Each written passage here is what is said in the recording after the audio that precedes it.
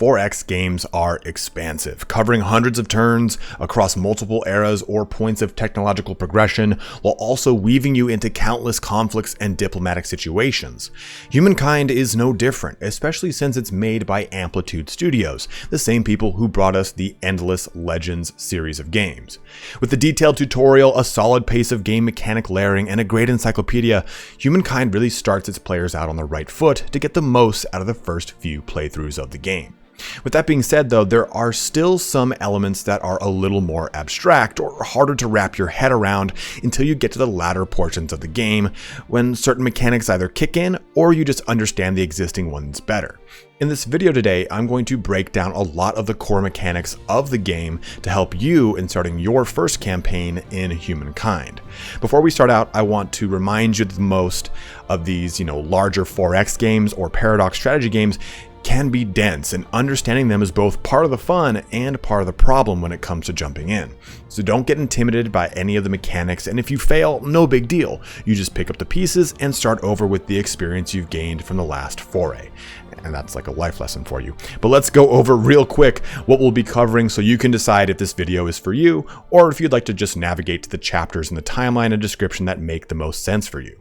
The campaign map and movement, Neolithic Era tips, selecting your culture, the society screen and ideologies, civics and how they work, technology, city management, army management, and lastly, diplomacy. Some subjects might require their own video to go, in depth, but you'll at least get a good understanding from what we cover today.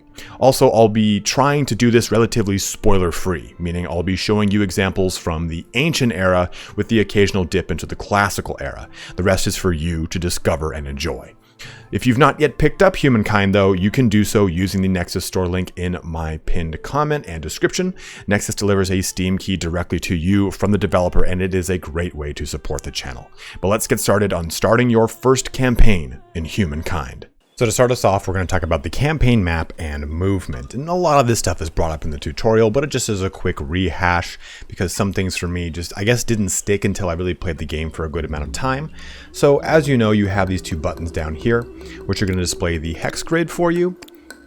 And then this one, which is going to hide the tile output of food, industry, money, science, FIMS as it's called, and stability. So you really won't use this a whole ton in the Neolithic era, and we'll go into a little bit of other Neolithic era tips in just a little bit. But as you scroll out, you'll see these white dotted lines, and these things are really going to be important when it comes to understanding the campaign map as you push into the next couple eras where you have to deal with more and more territory being grabbed by the AI and yourself. But essentially each one of these little kind of quadrants, as it were, is a chunk of territory, and they're controlled by towns and outposts as you progress through the eras.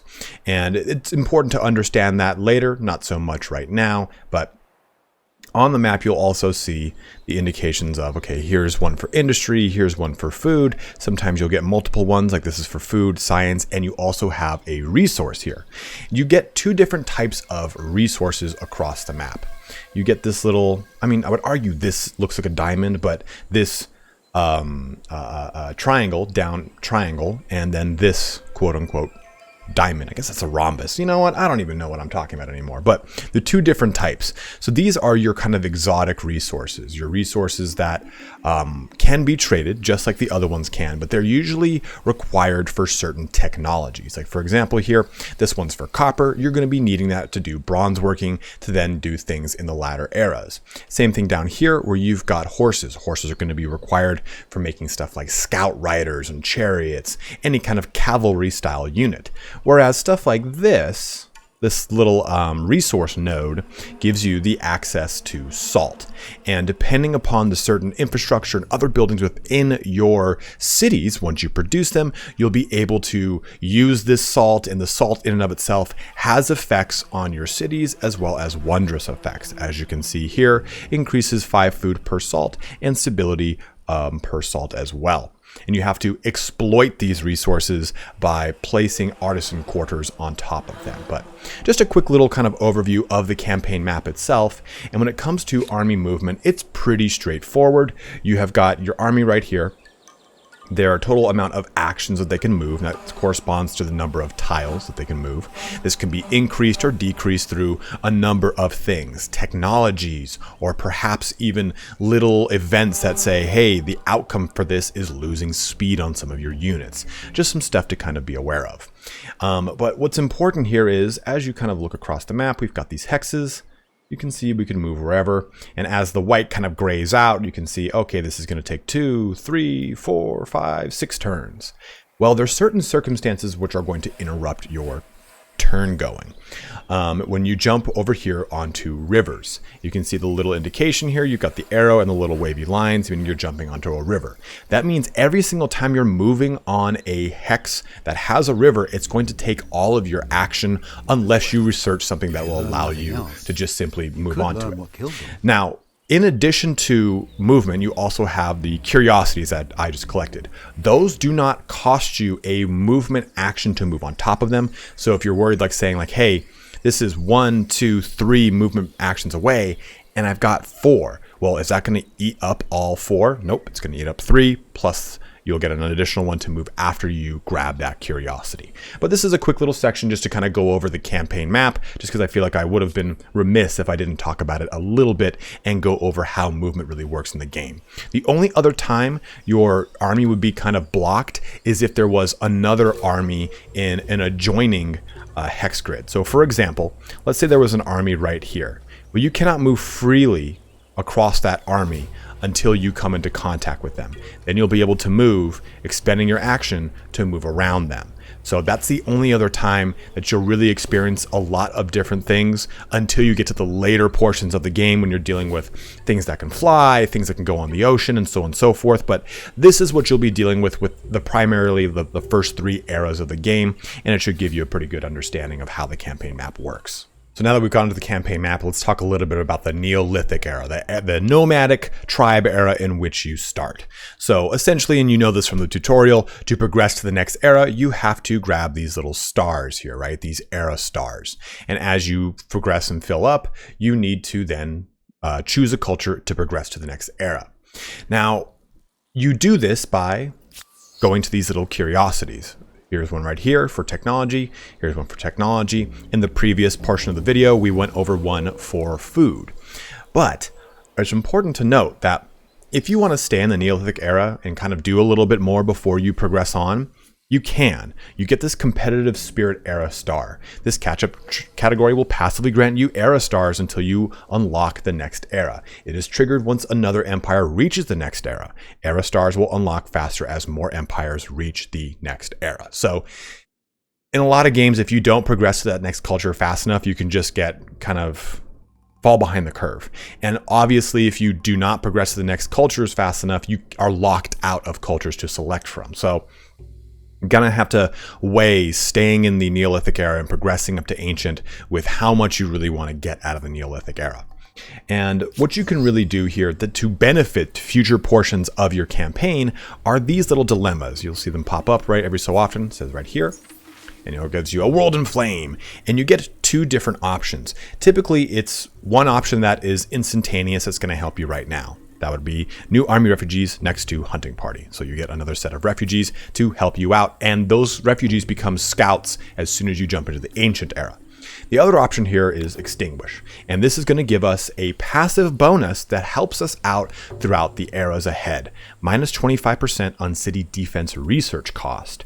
So when it comes to dealing with these little dilemmas, decide what kind of culture you want to be as you progress through the ages. Do you want to be a purely militaristic one? Well, then maybe look for something that gives you a research cost reduction for military style things. Or maybe you want to be a defensive style merchant building higher, not wider. Well, maybe this one's perfect for you then, right? City defense, so at least you can hold back the stem the tide a little bit with your walls and whatnot. So you can use these little dilemmas to get passive bonuses in the latter eras if you're willing to stay in the Neolithic era for, a good amount of time. So let's just click this and press confirm. So one thing to kind of know here is that with these little curiosities that pop up, like see this one is for technology, and again this one's for technology. As we move away from this portion of the map and over to this region, these curiosities will respawn. Not in the same specific locations, but pretty much take a look at what's on the ground. Right here we've got food, food, food. This is money and industry. Well, it appears from my playing and testing here, the Neolithic era will spawn technology curiosities on any tile that has industry and or science. As far as the food curiosities, those will spawn on any food tile. So you don't need to constantly run around and try and find them. You can actually run a big circle to just keep finding these stars over and over. Let's move over into, let's go ahead and end this turn. And we'll talk about another little portion of the game that I think is particularly important that I don't think the tutorial does a great job of talking about. And obviously, you probably just saw it pop over here, a deer. You do want to hunt those any chance you get. But in addition to that, as you progress through and grab these little food curiosities, it's going to give you more nomadic units to pop into your little refugee party here, your hunting party.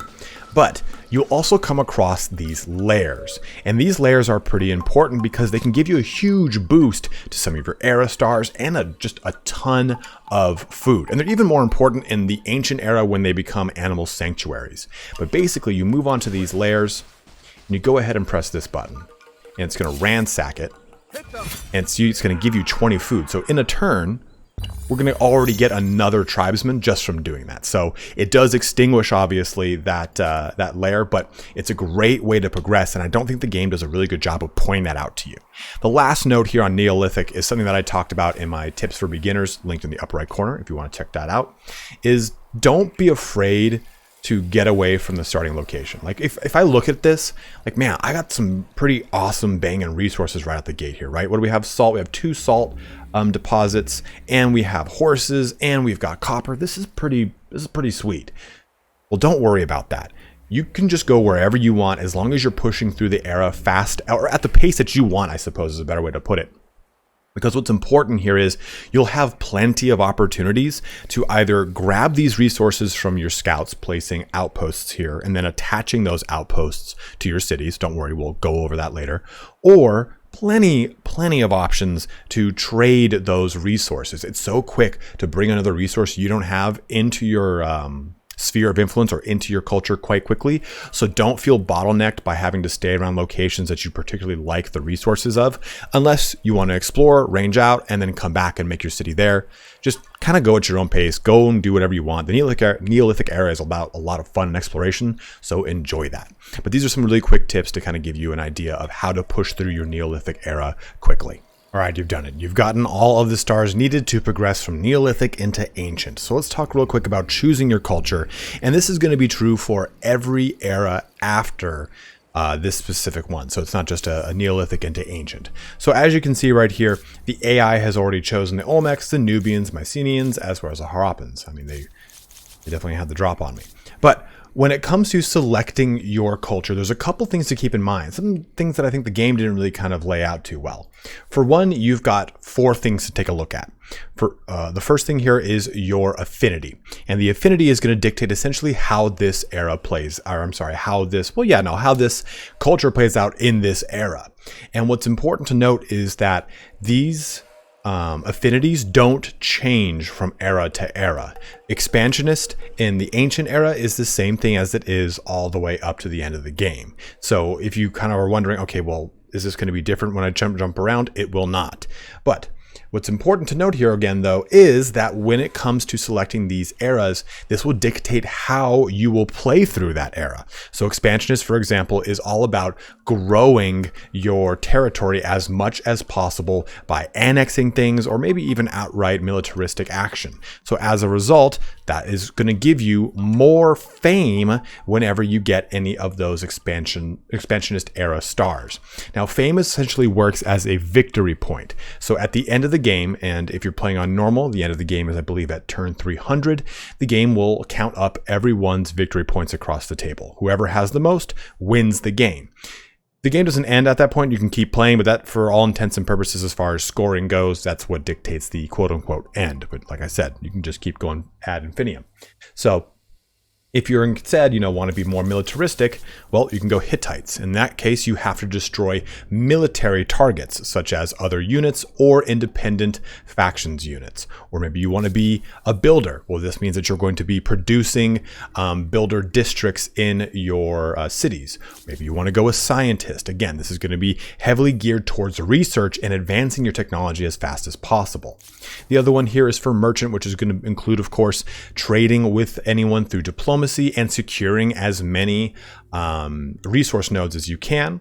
You also have Astir here Asthi here, which is going to be geared more towards growing your sphere of influence and influencing the cities and outposts around you and trying to take them through essentially the politics of the influence and civics tree.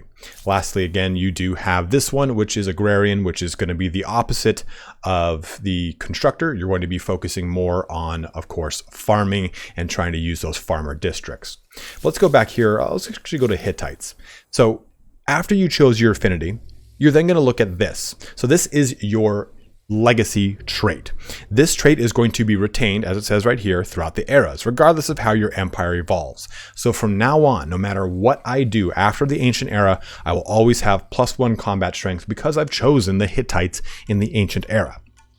Then you get your emblematic building. And now what's important here is the emblematic building is really cool in that era, but once you progress out of the era, you lose it. And in this case, say for the Hittites, the Awari is going to automatically upgrade all of your regular outposts. And what's nice about the Awari here is when you produce military units in cities, which we'll get into, they can spawn at any Awari you have, not just ones that have very specific technology or things that are unlocked. It's actually a pretty strong early game advantage. But as soon as you progress out of the ancient era and switch off of the Hittites, if you so wish, we'll get to that in 2 seconds here, then you lose the Awari. They just all turn to normal outposts. So keep that in mind when you are switching from era to era and if you plan to not transcend the culture and switch to a new culture. Then lastly, you get your emblematic unit. Now this will not change. You will it won't like, okay, hey, we're going to jump into classical era and I'm going to choose the Romans. Well, this doesn't just disappear. So that's nice. You will always have this to take advantage of if you've created it. So just kind of keep that in mind. Also keep in mind when you're taking a look at these units, it can be kind of a little tempting, right? Like I was playing the Romans in my campaign because my channel is Italian Spartacus. Why wouldn't I? But still, when I was playing the Romans, you have to take a look at the resource prerequisites at the bottom here. I can't hover over it, unfortunately, but you can see that we need copper and horses to even make this unit. So just kind of keep those things in mind.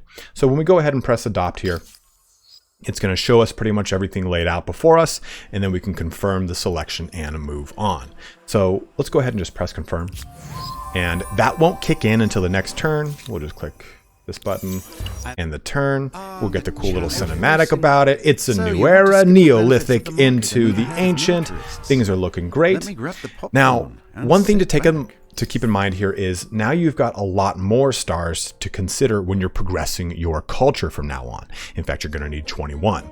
Remember, like I said, whatever affinity you select, you're going to get more fame for getting those stars. So for example here, since we are a militarist faction, we get 50 more fame for unlocking militarist stars. And as you progress through this, you'll actually get more and more. And as you can see the ones down here, like for example, technology, the scientist star, obtain 4 technologies. You'll get a star and it'll give you 100 fame. So keep these things in mind as you're progressing through your era.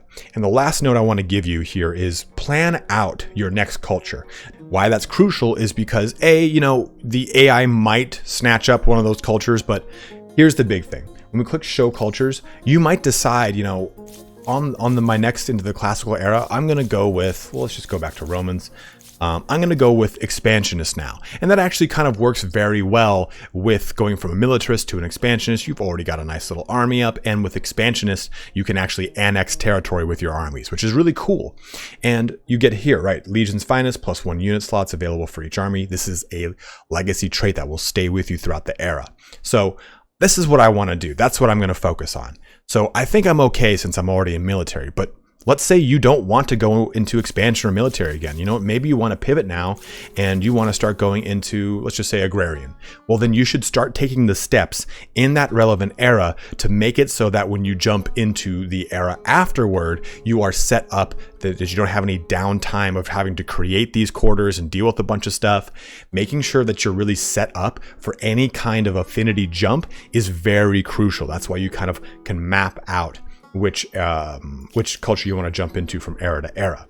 And you even have this button right here for the encyclopedia, in which case you can see all of the cultures of that era, and you can press this to jump and take a look at the next one, so on and so forth, all the way up to the last era in era 6. So you can kind of map this out even at the very beginning of the game if you so wish, but I really wanted to make sure that you do take a look at what you're jumping into before you jump into it. Jumping ahead here, I want to talk about society, and this is one that I feel is probably the most difficult and most abstract of the 3 core mechanics across technology, religion, and society.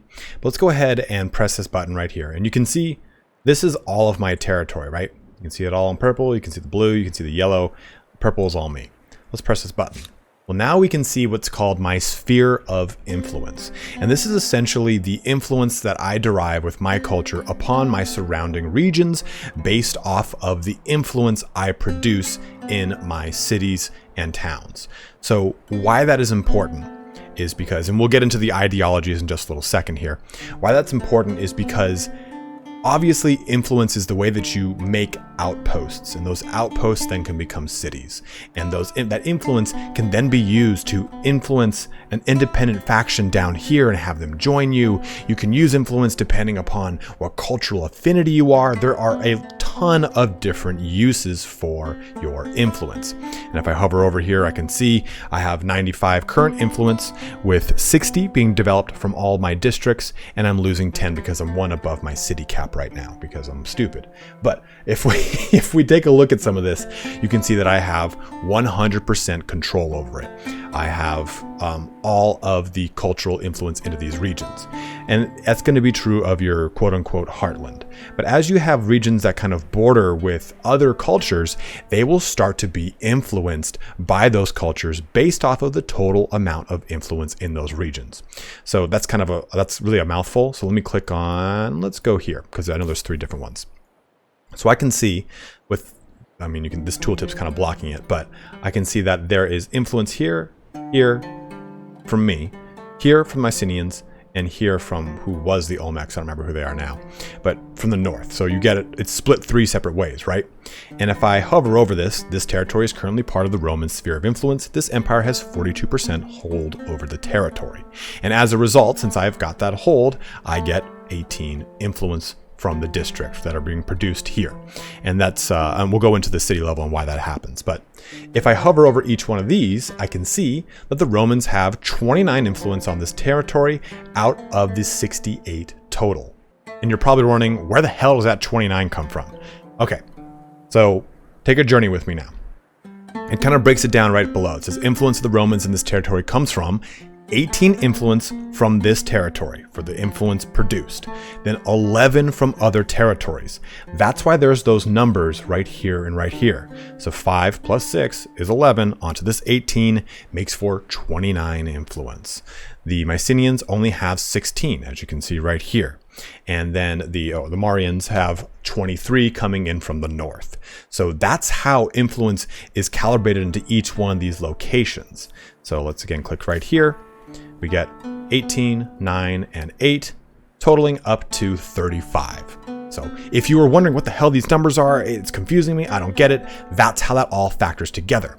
And why that's important is because if you see over here, we're converting this location that is not in my territory. And once it converts in 8 turns, I can actually demand this from the diplomacy screen, which we'll get into, and demand that it's my territory now. Like, hey, I have all the cultural influence here, it should be mine. Now, they can reject it, and I can go to war over it. But another circumstance that can happen is if you gain, cultural influence over a region that is not yours, eventually you'll be propositioned, that sounds weird, with the ability to learn a technology that you do not have, that this culture has. So for example, let's just say the Mycenaeans have some sort of awesome seafaring technology that I do not have because I've been focusing on infantry combat. Well, after time, I will actually be able to buy that technology, not from them in the sense that they'll lose it, but I'll just be able to learn from them. It's called technological osmosis. So it's a really cool way to actually benefit even if you can't directly grab that land. And it's also important to see if any of your land is being converted by the opposition, because this gives you a chance to raise up buildings that increase influence. Now, over here, I said this had 18 influence production. Let's actually jump down into the actual city level, and we will hover over this. So I can see on the left side, and I unfortunately can't hover over it, but if you go down to the middle point, it says 3 influence from the main plaza tile, influence from the pottery workshop infrastructure that I've built in this building, influence from natural right as an empire bonus that we get, and then 6 influence from the overall population. So this is where you get the influence. This is how you see how it's all broken out. And then you have the section above that says explored terrain. We'll go over this more when we jump into city management, but in case you're wondering how the actual influence is being generated and where from, this is where you can see in the individual locations. Now, one other thing I want to talk about with society is ideologies. And we'll actually kind of give this its own section because it's pretty important. So the way ideologies work is that there's 4 main ideology axes that are then broken up into separate extremes, right? You've got collectivism and then individualism. You have got homeland and then world. You have got liberty and then authority, and tradition and then your progress. The center bar, or the center portion, gives you just 10 stability all the way around. But as you move left and right, you'll have that stability bonus and gain that ideology specific bonus. So for example here, industry on city outpost, or on city or outpost. If you move one more step, you lose all the stability, but double that ideological bonus up to 10%. So this is really kind of how you want to play. Like I personally, when I was making this civilization, I wanted collectivism from a roleplay standpoint. I didn't even know about the bonus for a long time. And I wanted to be homeland based, but I also wanted to be progressive and liberty based. Like this was the kind of ideology that I had in mind for me. And that's cool to play with. Do it. Absolutely go for that. But what I want to tell you is these ideologies will eventually influence what's called your ideological proximity. This will affect the diplomacy of other factions around you. And this ideological proximity will also dictate how willing some of the other cultures are around you to deal or allow your culture to join theirs, or to allow technological osmosis. So it's just kind of important to understand how ideologies play into things. And when we talk about diplomacy, we'll talk about ideological proximity and how it actually can really affect your diplomacy with some of the factions across the map. It's also worth noting that these ideologies are influenced through either your civics, which we're just about to get into, or any of the little actions that jump up across the map, the little narrative pieces that say, hey, do this or do that. And they'll have a little icon in the corner of the choice that says it's going to knock one of them a node over, like this one direction left or right. Or if you choose a civic, it'll usually jump it a whole entire branch over. So just kind of be mindful of those civics and of those things that you're going to be putting into place, because this will change your ideologies. Now, moving into civics, we have a lot of different things, and they're all broken down into these separate portions of this wheel, right? We get civics related to public spending and investment, military and martial matters, treatment of criminals and other civil issues, organization of your ministry and politics, day-to-day life in your empire, cultural issues in art, and then lastly, beliefs in what is acceptable or not. So how you unlock these civics is how you play the game. If you're going down a path of a lot of military and you're producing units and you're going to be dealing with a lot of militaristic issues, well, you're going to unlock a lot of military civics. It's just simply based upon how you're going to play. If you don't ever encounter another independent faction, then you might never get the civic that deals with how to deal with an independent faction. A lot of people have asked me, how do I unlock, this one? Well, we don't know. You have to just simply play the game and you will unlock it in due time. Now, once you've unlocked one, you'll get 2 options, right? let's say leadership, for example. Do we want to be a small council or do we want to be an autarch? And then those will then, like I said, move you usually a whole entire bracket from one location to the next. So right now, if I enact small council, I'm going to jump over. And I can see that I'm already here, here, and here. So I'm going to jump over to another step into Liberty. Let's just kind of confirm that here for you. Jump back. You can see here's where we are with Liberty. Go to Show Civics. Jump into here. You can see that's going to move a whole jump in that direction. Or conversely, I can go over here and it's going to move me the same amount of nodes in towards authority. So it usually moves you 4.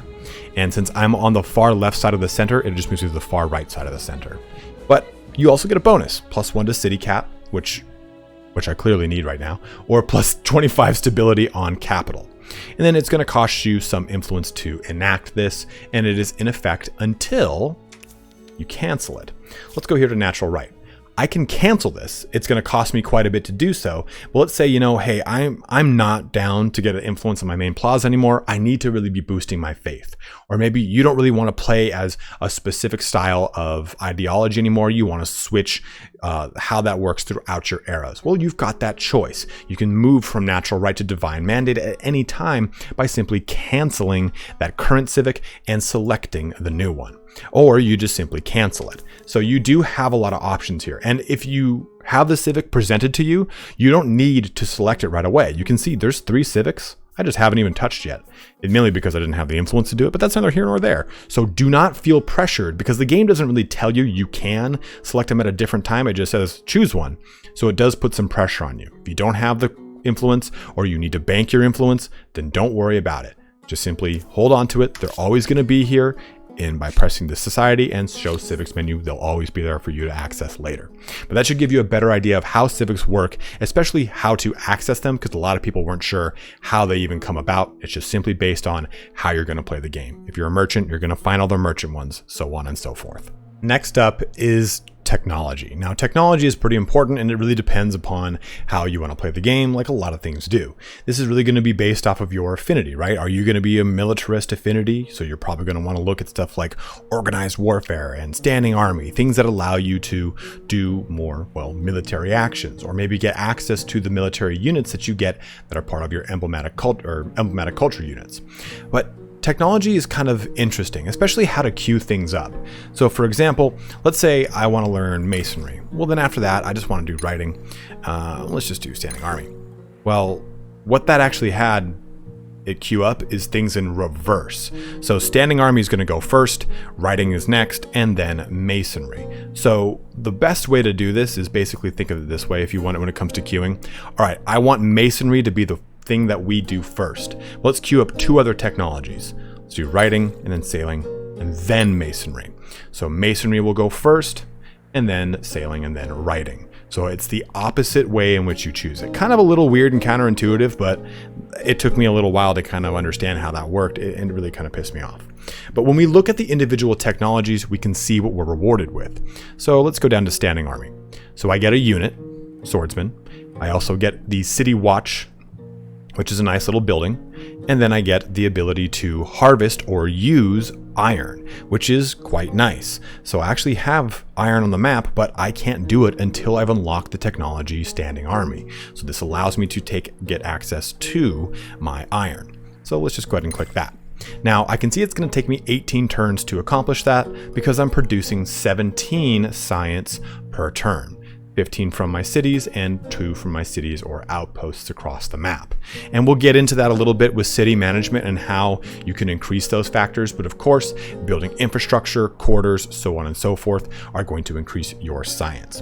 But here's another thing that is really kind of hidden for some reason. When it comes to researching something, you have a total amount of research cost associated with this, research.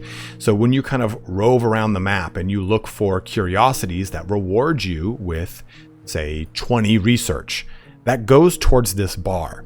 And it doesn't show you anywhere on this bar, up here, in the progress, even hovering over here. It doesn't show you, how much it costs. You have to go to the technology tree. So if I go to the technology tree, where is standing army? and hover over it, I can see that it takes me a total of 335 technology science to unlock this. So you simply have to wait 18 turns. 18 times 17 is going to get it done for me. Well, it's already been going for a little bit, so it's going to obviously cost less now at this point. Or I can find 335 stash of science wherever it is. So that's a pretty important thing that I think the game doesn't really show you, unfortunately, in that screen. I don't know why it makes you jump here, but it's important to know that, because when you're in the early portions of the game, especially the ancient era, you can actually progress through the technologies quite quickly, because look, they only cost 108. Actually, I think they cost 108 because I've progressed to this point. They're discounted because pretty much the way technologies work is you can only research your era's technology plus all the ones behind it. So obviously we can do masonry here because we haven't done it so far. So keep that in mind. You don't need to finish all the technologies before you progress. But what I will say before you progress is just maybe make a general plan. You don't have to go all the way to the end here. And we'll click back quickly because I don't want you to see everything. You can just kind of, okay, well, you know what? I want to do standing army because I want to get to imperial power. And I know that's going to take me quite a bit of research. We're going to need conquest first. So standing army to conquest to imperial power so I can make my emblematic Praetorian Guard. So just kind of plan out your technology just like you would your cultural selections and affinity. This way you can really decide how you're going to progress from era to era with your culture and your technology. Next up, we have religion. Now, religion is another big core tenet of the game, and it's very similar to society. So when you take a look at this gauge at the lower left corner, you can see it's slowly starting to fill up, and that's showing us the number of followers that are following my state religion, Hittites polytheism. Let's go ahead and click this. So you can change the name of your religion with this button. Pretty much anytime you see this button in the game, you can change it. So you can change your regiments, your cities, all that stuff. I'll show you those when they come up. But I can change this to whatever I so wish. And I can see the current active tenets. So polytheism, +5 faith per number of attached territories, and smite unbelievers. 25 experience on creating unit all cities, -1 unit upkeep, and +1 maximum number of holy sites. Clearly I've taken a militarist role, so that's what I'm doing here. Now you can see across the map, we've generated lots of followers with our religion. I've even been able to convert places that are not part of my territory. And just like with society, I almost said civics, just with society, you can have religious grievances against situations that happen like this. They can say, hey, we deny your followers worshiping in our territory. That can increase your war support and you can go to war over this. Or they can just dismiss this grievance. So for example, up here, I can see that this location is converting. And it's the same exact principle that we had with society, right? You can see that 75 total is coming in, faith produced in that territory, plus 75 from tenet. So we are getting quite a bit that is converting this location. Let's press X here, and we can see that over here, the Olmecs polytheism has a substantial hold here, and ours can't, for the most part, take a ton of hold. So as it converts though, we'll start to get more and more influence in these regions. Same thing over here, so on and so forth. And this will cause religious grievances. And these religious grievances you can either, again, like I said, ignore or take action on. Now there's two other types of religion that are outside of the religion that your empire creates. And that's secular, which is pretty much kind of absolves everything. Like you're secular, you can't have any religious grievances, they can't have any against you, your secular beliefs. Or atheism, which is essentially aimed in this game at dismounting or uprooting the power of religion. So you can still have religious grievances and you can still gain benefits of other religions' tenets in your territory. So those are the other two that you'll maybe be dealing with in your campaign, and those are linked to society civics. So if the civics not been enacted, you probably won't ever see it. Just depends on what's going on. Let's go into the tenet screen, because this is sort of like the I don't know why I did that. This is sort of like the civics for religion. And these will lock out though, unlike the others. So for example, we can't select this tenet because of course we don't have enough followers. But look at this one, eschew gluttony. And this little icon will appear for another religion that is already locked in this tenet. So this is kind of like the cultures where you do have to progress up this a little quickly so that you can get access to some of the tenets that you want. There are 4 total tiers, and at the top you don't have as many options to choose, but you get more substantial benefits versus at the bottom, smaller benefits, but clearly way more options. So if you really want to go on a heavy religious playthrough, you want to just jump through these tiers as fast as possible, snatching up the ones that you really find a lot of benefit in. But this is a kind of a nice little crash course on religion. I don't feel like it is, unless you're really trying to focus heavily on it, I feel like it's one that is a little bit more passive than society, which you do have to kind of constantly tweak the sliders on a little bit. Next up, I want to talk about our diplomacy, and this will be the last thing before we jump into army and city management in their own respective chapters. But here is our diplomacy screen, and there's quite a lot of information. For the most part, it's pretty straightforward, right? War, alliance, surprise war, trade, treaties, crises, all these things are done through here.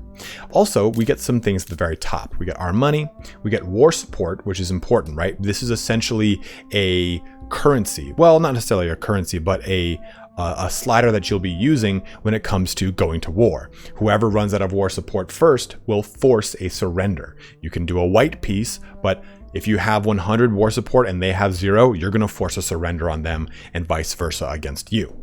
And then you have this over here. But here's the important one. It is basically their attitude towards you. So currently they are sullen. I would be too after losing a war to me, a bald bearded man. But you can see that their trust is deteriorating rapidly, and you can see why. We refuse their demands, we declare war on them, aired grievances, they aired grievances against us, so on and so forth. And then I get their military strength, which is pushover, because we beat the crap out of them. So these things are important when it comes to making any trade deals or treaties you want to set up. And when it comes to trade, you can see the resources that I have access to within my realm. I can see the ones that are tradable right now, right? So right now I can't trade iron because I can't even access it, but it's within my realm, but it's good to know. And let's say, I didn't have any horses and I do want to jump into some cavalry. Well, I can press this button and I can buy horses from them. So this is like I was saying, I want to start getting more, I want to start importing horses into my realm. Well, this is going to give me that option where I can click this button and I can start exporting, stuff like that. So you get a choice of what kind of trade route you want to establish with these cultures.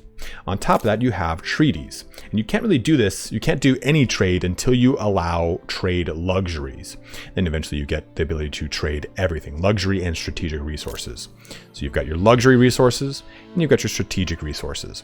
Strategic ones, of course, are horse, copper, iron, where your luxuries are these little down arrow diamonds that I can't decide what the shape is of, versus the the diamond rhombus of earlier. So you use this this trade treaty to set up which ones you'll be trading. You've got information sharing that allows you to see their map. You've got border policy, which will allow them to go into your borders, or they cannot go into your borders. If you're an expansionist, you don't have to deal with this at all. And then military accord. Either you tolerate skirmishes that can occur across the map, or just non-aggression pact and there's no fighting. Then lastly, you have got a crisis screen. So anytime there's a grievance aired against you or against them, you've got it in this screen, and then you can make a demand off of it. So for example, annexed my territory, which I just did to them. I just took something because, I'm Romans. They can actually make a demand here. They can demand that I give it back. And then I can choose, it'll pop up right here, to ignore this demand. I've got some time to make a decision of whether or not I want to deny the demand or take it. And if I deny it, it's going to raise some war support. If I take it, it'll reduce war support and I'll lose whatever they're demanding, of course. Pretty cut and dry. But here's the other one that I mentioned earlier. It's ideological proximity. So it's ranging across 3 things: distrust, tolerance, and kinship. And basically, this is taking a look at how this civilization deals with their ideologies, right? We talked about those earlier. We have archetypes for this AI profile, which tells us militarist and risk-taking, and they are biased towards attacking on sight, and their strengths are lumberjack and pillager. That's for the AI. This doesn't have to do with the ideological proximity. The ideological proximity has to do with our societal ideologies. A good way to kind of see this is looking at an independent faction. This gives us an idea of global proximity. Just kind of think of this as ideological proximity instead. Well, as I can see, the Hurrians here, by the little icons denote which faction is who, obviously, they are really into authority, whereas I'm really all about liberty. But as a result, though, I'm pretty close to homeland, but I'm not all the way there. And you can see that the red is causing a shift into distrust for our ideological proximity. If I was, let's say, all the way authoritative or all the way homeland, this would probably shift higher into tolerance. Each one of these nodes kind of corresponds to a percentage value, left or right, depending on what the difference is, right? And I don't know if that's an asset number, like what is this, 1, 2, 3, 4, 5, or whatever. That's 11 nodes over here. So I don't think that's going to correspond to 11%. But still, each one of these nodes that I get closer to their ideologies, it's going to move me up this ideological proximity. And remember, like I said, that ideological proximity also then influences how that culture's technology is willing to be sent my way in the event of our societies starting to jump into theirs, right? I'm converting their society into my sphere of influence. Now I might be able to get access to some of their technology. But if I take a look at their ideological proximity to me, well, it's tolerance. It's pretty high up there, so there's a chance for it to happen. Kinship is the other one, in which case our ideological proximity is at 100%. Obviously, they get a bonus this because they are aesthete. I keep mispronouncing that, but it's important to look at this ideological proximity because it will really kind of swing your war support, as well as making it easier to accomplish treaties and trade, as well as dealing with your crises. Like, for example, anytime I've had a crisis, or the Morians have had a grievance against me, they've just dismissed it because we have a kinship of ideological proximity. These things are going to dictate how your campaign is going to play out across the diplomatic situations as you encounter other cultures on the map. Next up, let's talk about city management. And this one's pretty important because this is what you're going to be doing throughout the entirety of your playthrough of Humankind, is managing your cities and dealing with all the many different types of construction that you can do within them. So let's go ahead and take a look right here. We can see by hovering over all the exploited terrain around it and all of the effects. We also get stuff like, hey, this is where our land units spawn. We see that on the left. We can see our terrain details as far as the total health of the city and its fortifications. So you get a lot of information here. What's also important is right at the very top where it says main plaza, right below that it says stone field. Some things that we create in the infrastructure category will require that it gets a chance to exploit certain tiles that have certain types of, I guess, geometry on them, such as geography on them, such as like rivers, mountains, forests, so on and so forth. So make sure you kind of look at stuff like this. Hey, you know, there's a forest and a river over here. If I build an infrastructure thing, then they can take advantage of that. So let's take a look at what that looks like in the actual game menu here. So jumping over into the first thing on the right, we see quite a bit of information. We see the population, how much it is out of the total population cap that you can have, the fortification, the total districts that are across both the city and the outpost, as well as the territories. If I zoom out, I can see that Roma is this big, huge swath of purple, and I've attached this outpost to Roma, thus allowing it to control 2 territories. You look at this dotted line, otherwise it would just say, hey, this is 1 territory, which it was originally. And you can only attach 1 adjoining outpost at a time. You can't say adjoin this outpost all the way down here. And the advantage of adding these outposts into your city limits, more or less, if you kind of think of it that way, is you can take advantage of certain infrastructure buildings that, say, require maybe copper, like a forge does, and so on and so forth. So being able to add these outposts that would bring a exotic resource into your city quote-unquote limits allows you to further use infrastructure buildings, which we're going to get into in just a little bit. But below that, we get the construction queue. So the construction queue is pretty straightforward. You have the total amount of industry cost to create this building, which is the farmer's quarters. And I can see it's at 132 because we're producing 55 industry per turn right up here. And that's going to then take 4 turns to achieve. I can buy it out and just completely You buy out the remaining industry, and it's built immediately. This works for infrastructure buildings, for districts, and for units. So if you're in a pinch, you can always buy things out. Now below that, you have the queue that you can just kind of move things across. You just kind of pop them up there, no big deal. Now we've got different types of construction though as well. So let's go to this first one. We have shared projects, and essentially the way a shared project works, the other version would also be like a national project, but basically it's the ability for you to create a building in this city in specific, or wherever you'd like to create it in whichever city, and then allocate the production of that city across of that object across multiple cities. So if I were to build another obelisk of the gods, we've got one right here, I can then queue up all 3 of my cities to contribute towards the production, the total 800 industry cost to produce this, making it produce much faster and put it onto the table quicker for us. Moving on, we also have districts. Now, districts are going to be the main thing, especially the makers and the farmers' quarters. As you progress through the eras, you'll get stuff like triumphal arcs, because I am not Greek, but Roman, and garrisons. Anything that is in this category requires a hex to be built upon. So the garrison building needs to be built on an active hex within my city limits. Same thing here with a triumphal arc. Has to be placed somewhere adjoining my other districts. So be mindful of that when you're going into it. But the 2 big ones that you're going to be doing a lot with are makers' quarters and farmers' quarters. Now, makers' quarters, not to be confused with maker's mark, is what's going to help you produce more industry. As you can see here, affects +1 industry per adjacent maker's quarter, that's important, and +1 worker slot on city or outpost. Then you can see the subsequent industry cost. So let's look down here. As we kind of zoom in, we can see that I don't have a quarter built right here. But if I hover over here, I can see that that is a maker's quarter. You can even see the little foundries kind of pumping out smoke everywhere, no doubt contributing to tons of gas in the in the ozone there. Let's go ahead and click this maker's quarter and hover right here. So you can see that since it is adjoining another maker's quarter, I'm getting a bonus. It's going to reduce the exploitation from food, but as a result, I'm going to be getting a total of 5 more industry in this location.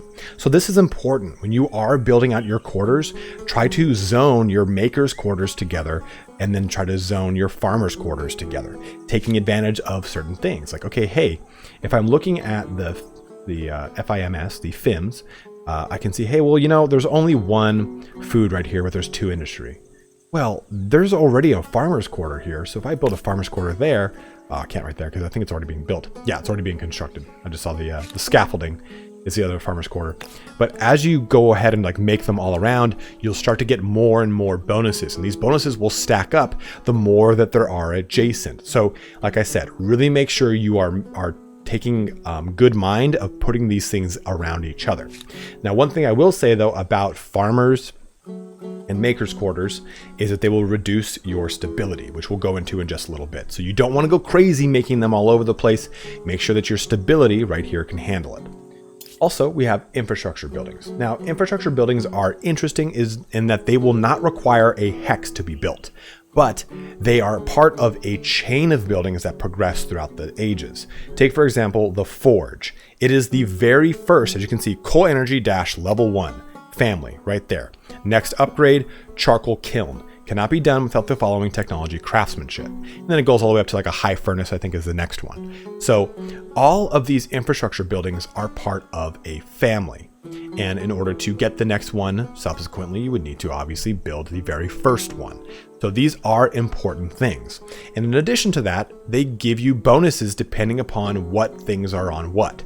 So for example, lumberyard effects. +1 industry on forest and +1 industry on woodland. Well, we got a forest right there. We got forest right there and a river. Well, that river's pretty cool. I wonder if I'm making flood irrigation. Oh, I am. +2 food on river. So these infrastructure buildings are going to allow you to exploit more resources out of your existing hexes in your city limits. So build the infrastructure building that maybe makes the most sense for you. Taking a look at all my stats up here on the top, I'm really hurting on food. I'm 12 compared to my 55 industry. That's why I am building another farmer's quarter right here to add more to this one. And these 2 points are on rivers. So this food irrigation is going to add +2 to these locations. This will go to 6. This will go to 3. I'm not sure the total after the adjacent bonus kicks in, but you get my point. Making sure to take advantage of the infrastructure's presence and being able to add into this is really going to make you just take off with the individual resources that you want to stack. Now, the other one here is also for units. Units are unique in that they now require, or not now, but they do require population to produce. So you will have to pay their upkeep every turn, but you also have to lose that population. So for example, I've got 7 out of 16 population, so I can make 7 units right now if I want to just buy them all out and just make them. So make sure that when you're making these units, you pay attention to these things.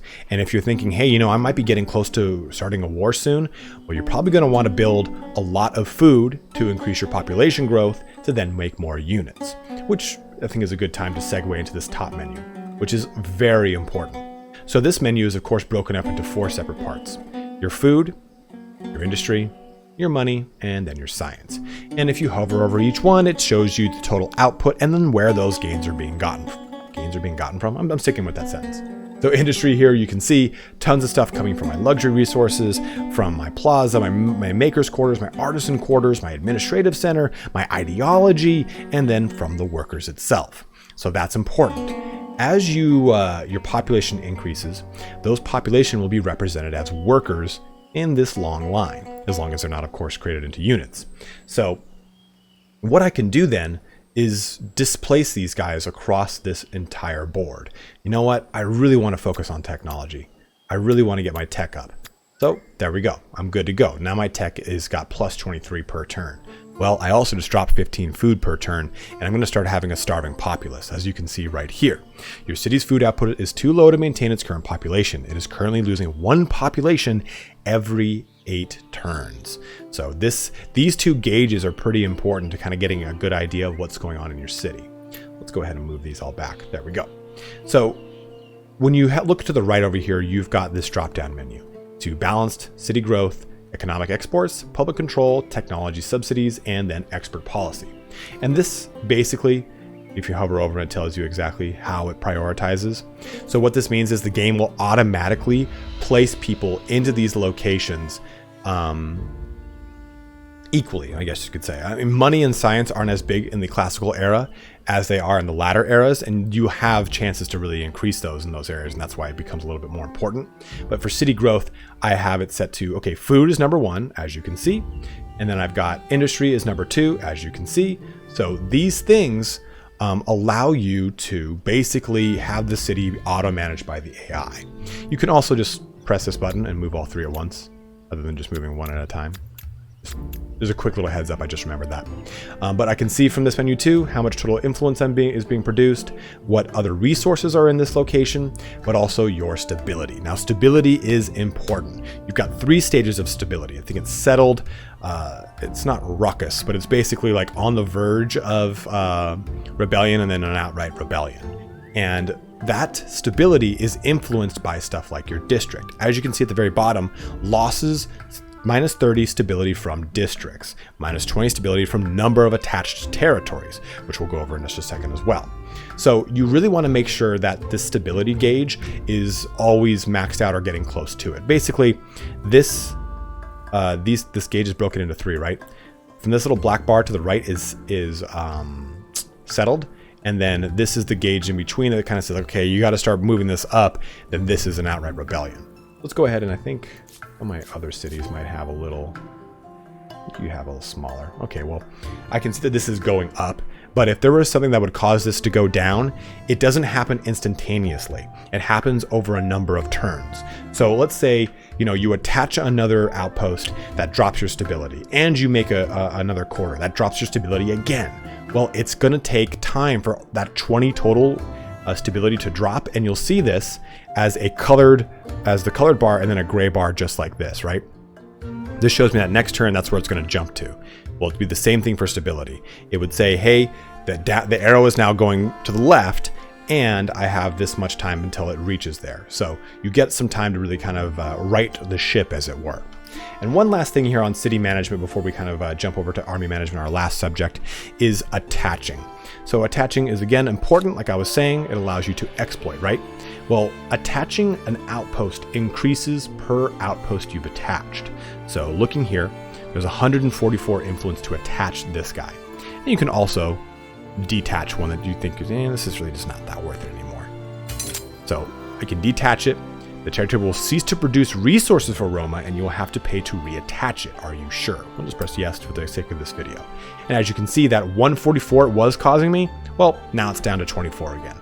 So it's the more outposts you attach to a city, obviously the more resources you can take advantage of, but the more influence cost and the stability hit that you'll have to deal with.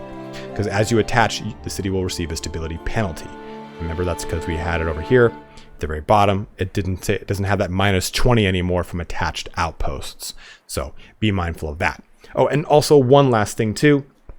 You can always rename things, as you know. This little thing right here is pretty huge, your city cap. Right now, we're only 1 over, so it's 10 influence penalty. But if I were to make another city, that would jump up to 140 influence penalty. Being over that cap is very dangerous, so do not go flirting with that unless you have a particularly high amount of influence stock.